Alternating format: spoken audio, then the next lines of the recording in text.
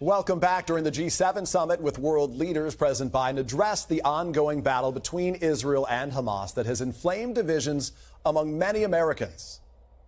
I've laid out an approach that has been endorsed by the UN Security Council, by the G7, by the Israelis, and the biggest hang-up so far is Hamas refusing to sign on, even though they have submitted something similar.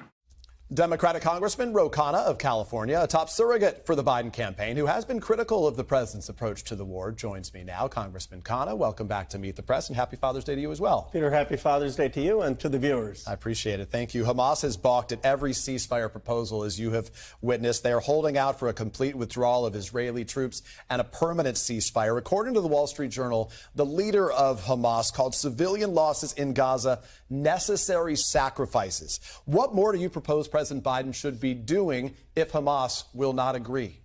Well, the president has set forth a clear vision, and I support the ceasefire proposal and release of hostages that he set out. The UN has endorsed it. The Arab League has endorsed it. We need Egypt and Qatar to put more pressure on Hamas. Hamas is saying, well, you can't have phases. You need everything done on phase one. That's unrealistic. There needs to be more pressure. But there also needs to be more pressure on Netanyahu. Benny Gantz has been all over Israeli TV saying that Netanyahu has been undermining a hostage deal. And it's a philosophical difference, Peter. Benny Gantz is saying prioritize the hostage deal and the peace. Netanyahu is saying they want to destroy military all of Hamas. And I don't think that's achievable. Let me ask you specifically about Benjamin Netanyahu. By invitation of Congress, Netanyahu is going to be speaking before a joint session of Congress to take place next month in July. Some Democrats are suggesting forms of protest. What do you think that should look like, and will you attend his address? I will not attend. I said that if he wants to come to speak to members of Congress about how to end the war and release hostages, I would be fine doing that. But I'm not going to sit in a one-way lecture.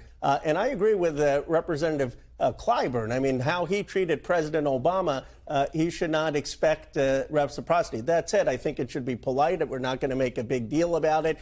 He's obviously addressing the Congress, and there has to be decorum. Let me ask you about the big picture as it relates to foreign policy right now. Former President Trump and his allies have made the argument that October 7th, the attack on Israel and Russia's invasion of Ukraine, both happened not when Donald Trump was in office, but when Joe Biden was in office. Why shouldn't Americans consider that argument when they're deciding how to vote this fall?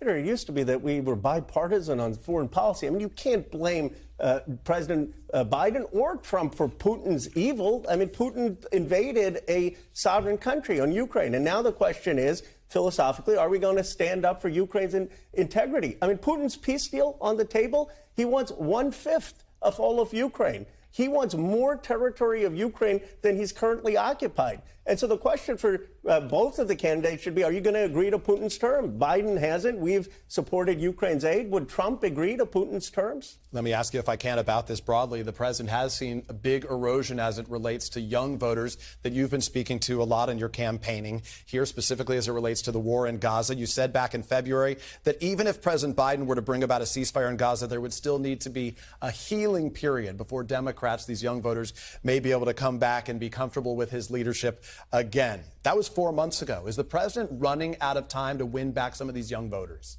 Well, the biggest thing we're running out of time is more people dying, and we have to remember the humanitarian stakes. But yes, it's a challenge for our party. Young people want the war to end, but what young people want is a vision, and the president started that with a ceasefire. I hope he can go further, and he should call for 2 states. He should say in his second term he's going to convene a peace conference in the Middle East, recognize a Palestinian state without Hamas, work with Egypt, Saudi Arabia on it. I didn't mean to interrupt you. I want to ask you about a couple other topics quickly on policy, on immigration. Republicans tanked a bipartisan border security bill, as you know. So the president recently took executive action to restrict the number of migrants who can seek asylum who are entering the United States. You're among many Democrats who have been critical of this policy. An ACLU lawsuit says the president's plan is, quote, legally indistinguishable from the Trump ban. Do you agree?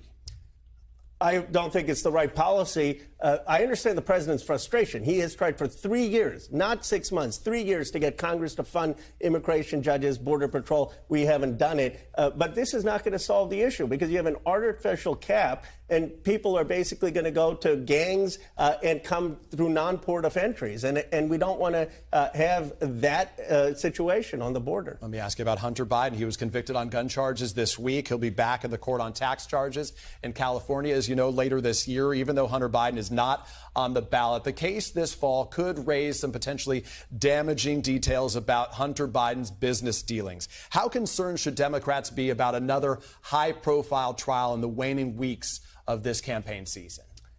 It won't be an issue because Democrats actually believe in the rule of law. You asked Representative Donalds, would you accept the Trump case even if it went to an appeal? He didn't say yes. I would accept it if it was overturned, and I accept whatever the judicial process is with Hunter Biden. This is really about a father's love for his son, of someone who has had addiction, and he understands that he will have legal consequences, and the president is prepared to deal with that with the love of a father. On Father's Day, I think that's what's going to come out, the president's love and concern for someone who's had a difficult time. Just a few weeks from now, not even a few weeks from now, 11 days from now, we're going to see Donald Trump and Joe Biden together on stage at the debate. Mr. Trump just turned 78 this past week. Joe Biden, as you know, is 81 years old. But according to our polling, Americans are much more concerned about President Biden's mental and physical fitness than they are about Donald Trump's. Why is that? Some of it is aesthetic. I mean, Donald Trump has been blessed with good genes and or whatever he does. But I think that the real issue is the president always delivers in big moments. He did in the State of the Union. And people are going to see the difference. Does Donald Trump want to give up part of Ukraine? Does he want to have tariffs that are going to increase prices for folks? President Biden has brought back manufacturing at factories. How many factories did Donald Trump bring back?